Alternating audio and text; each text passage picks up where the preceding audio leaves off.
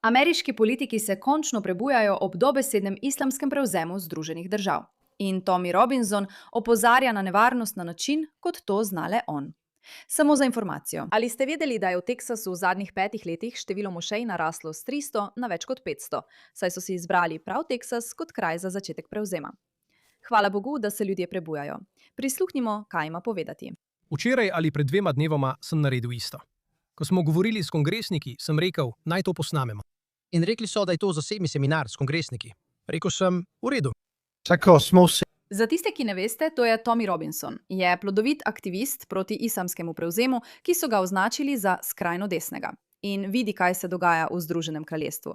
In ga ne zanima, da bi se to zgodilo v Ameriki. In mislim, da pove veliko tega, kar mislimo vsi. Vidiki šerijata, infiltracija, prevara, migracije, vse to so deli, kako delujejo. Kaj se bo zgodilo v Ameriki, če se ne boste prebudili? Vse te stvari. Ko pa pridem sem šel v Dallas in v različna mesta in sem videl iste stvari, kot sem jih videl v Britaniji. Vidim začetek islamizacije Amerike. Bolj ko sem raziskoval, bolj sem videl rast samo v Teksasu, kjer se je število mošej v 5 letih povečalo s 300 na 530. 600 aktivnih islamskih organizacij, ki delujejo 24 ur na dan, 7 dni na teden, da bi spremenile podobo Teksasa. Verjamem, da je bil Teksas izbran zato, da bi vzeli srce in dušo Združenih držav Amerike. Ker če prevzamejo Teksas, lahko prevzamejo Ameriko. In to je bitka, če lahko prevzamejo Ameriko, nimamo nobene možnosti. In če zgubimo, to vpliva tudi na vas. Vedno sem govoril, da če pade Izrael, pade Evropa. Če pade Evropa, pade Amerika. Ker ima islam oči uprte v ves svet. Želi si osvojiti svet. Ne gre za Iran, ne gre za posamezne države. Gre za to, da želijo osvojiti svet. Ko sem prišel, sem bil zaskrbljen. Bil sem zaskrbljen za Združene države zaradi tega, kar sem videl in slišal. Potem pa sem srečal kongresnika in srečal sem budne moške, ki se izobražujejo, ki se učijo, ki oblikujejo odpor. Čeprav predstavljate le 1% prebivalstva in se borite. Čiproj, za katerega upam, da bo naslednji generalni tožilec Teksasa. To so dobre novice, ker se vsi prebujamo. Svet se prebuja. In lahko se zdi, da politiki zelo počasi razumejo to in da so vlade počasne. Ampak to, kar pravi Tommy tukaj je, ne, fantje, prihaja odpor. Mimogrede, dobrodošli v odporu. Sem Iraka, vaša gostiteljica. Poskrbite, da pritisnete gumb za naročanje, če imate dovolj. Če ga imate dovolj, ste našli svoje ljudi. Ampak to je razburljivo, ker se ljudje prebujajo. On je to popolnoma razumel. Mislim, to počnem že 30 let. Že 30 let imamo v Britaniji džihad. Imamo vojno, imamo posilstva. Imamo vse te probleme, ki izhajajo iz islama. In nismo imeli niti enega politika, niti enega od časov Churchilla, ki bi spregovoril o islamu. Od 650 politikov smo imeli 26 otrok razstreljenih v Manchesteru. Imeli smo obglavljene vojake. Imeli smo 52 žrtev bombnih napadov v londonski podzemni železnici. Imeli smo ves ta džihad v imenu islama. Dobesedno so citirali Koran. In vsem tem ni niti en sam poslanec odprl ust v parlamentu. Ja. Tako da priti sem in srečati kongresnike, vključno z visokimi člani kongresa, imeti individualna srečanja z različnimi senatorji, ki se tega povsem zavedajo. Po svoji predstavitvi sem tem članom kongresa razložil, da bi bili v Britaniji vsi aretirani in pridržani s strani naše policije, zaradi tega, kar ste povedali na družbenih omrežjih. Ja. Ali ni to noro? Ali ni to preprosto noro, da bi bili dejansko aretirani v Združenem kraljestvu zaradi takih izjav? In ni niti enega politika. Ampak hvala Bogu, da Amerika dejansko daje svobodi prednost pred tem in res vidi, da se kaj takega ne sme zgoditi. V imenu islama, dobesedno navajanje Korana. In pri vsem tem ni niti en sam poslanec odprl ust v parlamentu. Ja, prav tako bi raje govoril o svojem delu in o delu, ki sem ga opravil, ter imel razpravo. Ne vem, koliko vas pozna mojo celotno zgodbo. Dal vam bom kratek oris svoje zgodbe. Rojen sem bil v mestu Luton leta 1982. Luton je problematično mesto z veliko težavami. Ko sem se rodil, smo imeli eno mošejo. Zdaj jih imamo 45. Videl sem spremembo. Nisem tukaj, kot je rekel dr. Bob. Ne govorim o tem, kar sem prebral. Ne govorim o tem, kar sem poslušal. Govorim o svojih življenjskih izkušnjah. To je tisto, kar sem videl. Vidim probleme, ki prihajajo. Vidim posledice. Vidim šibkost in nesposobnost vlade ter policije, da bi se spopadli s temi problemi. Vsemu temu sem bil priča. Moji bratranci so bili žrtve posilskih tolp. Moji prijatelji tudi. Poznal sem prijatelje, očete, ki so jih ubile muslimanske tolpe. Vse to sem videl na lastne oči. In zdaj imam občutek, da stojim tukaj. Svoje aktivistično delo sem začel leta 2009, ko sem začel ulično protestno gibanje, imenovano Angleška obrambna liga. Bili smo, kako ne rečem, bili smo razgrajaška druščina, a bili smo jezni mladi Angleži, ki smo bili siti posilstev in prostitucije generacije naših otrok. Vsi mi v vsakem mestu in kraju smo poznali nekoga, ki so ga prizadele te tolpe. Kot sem rekel, v Lutonu sem imel bratranca, a poznal sem toliko ljudi in začel sem to ulično protestno gibanje. In hitro sem dobil lekcijo o politiki. Do takrat nisem razumel politike, ali pa me politika in mediji niso zanimali. Bil sem strasten glede zaslužka, bil sem strasten glede uspeha. In v času, ko sem začel z Angleško obrambno ligo, sem imel 7 hiš, 2 podjetji. Uspelo mi je.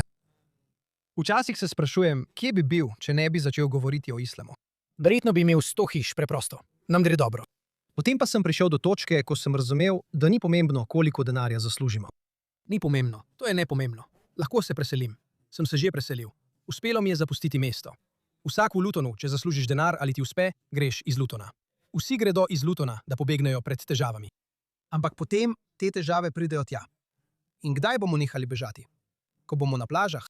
Ker se mora Amerika tega zavedati. Mnogi Američani, vi, ki sedite tukaj zdaj, ali mnogi v mestih in krajih, morda ne čutite, da vas to prizadene. Morda mislite, to je v New Yorku, to je v New Yorku. Verjemite mi, prihaja, prav? Prihaja. In pride hitro in nenadoma. In vaše mesto se bo spremenilo v trenutku. In medtem, ko se to dogaja, bodo ljudje preveč prestrašeni, da bi o tem govorili.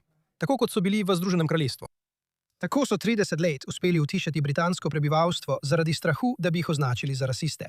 Obtožbe ter oznake, kot sta rasizem in ekstremizem, to je resničen strah, ker ni samo to. Je tudi strah pred napadom, nasilnim napadom. Je strah pred izgubo službe. Je strah, ki vpliva na tvoj družbeni krog. Zdaj stojim tukaj. 2 tedna preden sem prišel sem, so me dali na naslovnico najnovejše revije ISIS, da bi me ubili. Tako sem dobil svojo prvo fatvo. Ali veste, kako dolgo sem si prizadeval dobiti fatvo? Trdo sem delal 15 let in potrebovali so 15 let, ja. Potrebovali so 15 let. In nekateri ljudje pravijo, zakaj še vedno prirejaš dogodke, zakaj ljudem poveš, kje si. Vedno sem rekel, če te skrbi za posledice, nikoli ne boš ničesar spremenil. In razložil bom, da je bil enkrat pred 3 ali 4 leti trenutek, ko sem se bal posledic. In sem razočaral samega sebe ter razočaral svojo. Moje zadevo. To je pravzaprav tako pomembna izjava. Če te je strah posledic, nikoli ne boš naredil spremembe, ker je vedno nekaj, kar lahko gre narobe in nikoli ne veš. Ampak če res vidiš nekaj, kar je treba spremeniti, se s tem soočiš in se boš soočila z vsem, kar pride. To narediš. Na koncu se s tem soočiš. Mislim, ne morem si predstavljati. Nikoli, nikoli, nikoli, nikoli, nikoli ne bi začela tega kanala in govorila o tem, kar počnem. Če bi razmišljala o tem, kaj bi to pomenilo zame v prihodnosti, hvala Bogu, da je prineslo tudi dobre stvari. Ampak nikoli ne bi tega naredila. Preveč bi me bilo strah. Takrat sem zavrnil objavo informacij, zaradi česar sem bil lani zaprt. Ampak najprej želim govoriti o tem, kaj sem odkril, ko sem ustanovil Angleško obrambno ligo. V vsakem mestu in kraju, kamor sem šel, sem našel družine. In ljudje sprašujejo, kaj te žene naprej? Kaj te sili, da vztrajaš? Spoznal sem družine, spoznal sem hčere. Spoznal sem očete teh deklet, ki so bile posiljene, ugrabljene, mučene v vsakem mestu in kraju. Preprosto neverjetno je, da je bilo toliko žensk posiljenih. In vendar to ni največji problem, s katerim se vsi trudimo boriti in soočati.